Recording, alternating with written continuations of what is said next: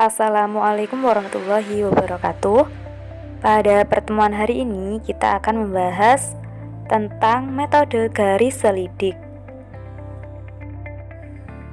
Metode garis selidik. Nah, apabila suatu persoalan program linier itu memiliki bentuk objektif f x, y sama dengan ax plus by, maka garis selidik memiliki persamaan ax plus by sama dengan k. Nah, untuk k itu anggota bilangan real. Dengan mengambil beberapa nilai K, akan diperoleh himpunan garis-garis saling sejajar yang dinamakan garis selidik, atau di antara garis-garis itu akan melalui suatu titik yang mengakibatkan nilai bentuk objektif mencapai optimum. Nah, kemudian bagaimana sih cara menentukan nilai optimum suatu bentuk fungsi objektif itu menggunakan metode garis selidik? Oke, langkah-langkahnya yaitu yang pertama, gambarkan daerah himpunan penyelesaian dari sistem pertidaksamaan linier dua variabel. Kemudian langkah yang kedua, tentukan persamaan garis selidik. Nah, fungsi objektif f x, y sama dengan ax plus by, maka persamaan garis selidiknya adalah ax plus by sama dengan k. Nah, untuk mencari K ini adalah dengan cara mengalihkan A ditambah B. Jadi, K sama dengan A dikali B. Misal, A-nya itu di sini 2 dan B-nya itu 3, maka K sama dengan A dikali B. Jadi, 2 dikali 3. Jadi, K-nya adalah 6.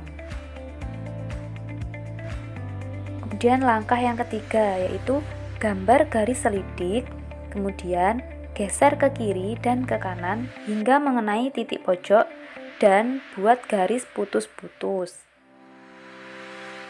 Kemudian langkah yang keempat yaitu substitusikan titik pojok ke dalam fungsi tujuan. Oke, agar tidak bingung, langsung saja ke contoh soalnya.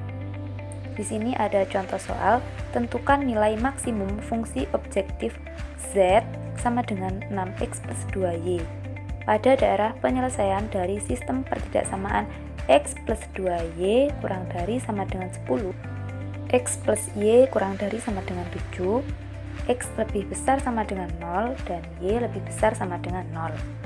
Penyelesaiannya adalah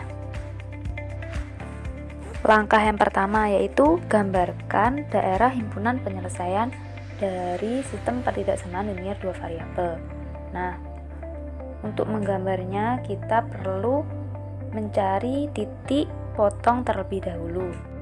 Kita cari titik potong sumbu X dan sumbu Y-nya. Untuk persamaan X plus 2Y sama dengan 10, didapat titik potong 0,5 dan 10,0. Nah, untuk persamaan X plus Y sama dengan 7, kita dapatkan titik 0,7 dan 7,0.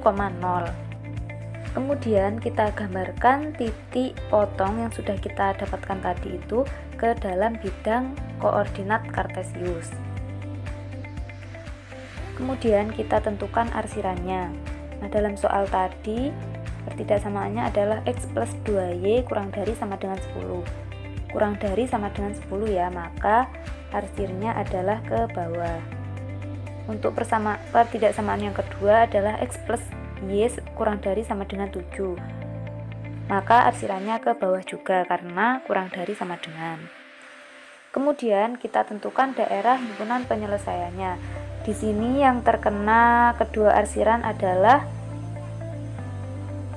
yang ini, sehingga didapatkan daerah himpunan penyelesaiannya seperti ini. Kemudian lanjut ke langkah yang kedua, yaitu kita harus menentukan persamaan garis selidik.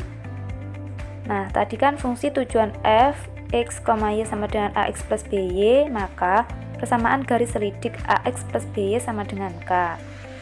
Nah, karena fungsi tujuannya itu di soal adalah z sama dengan 6x plus 2y, maka persamaan garis selidiknya adalah 6x plus 2y sama dengan 6 dikali 2 sama dengan 12.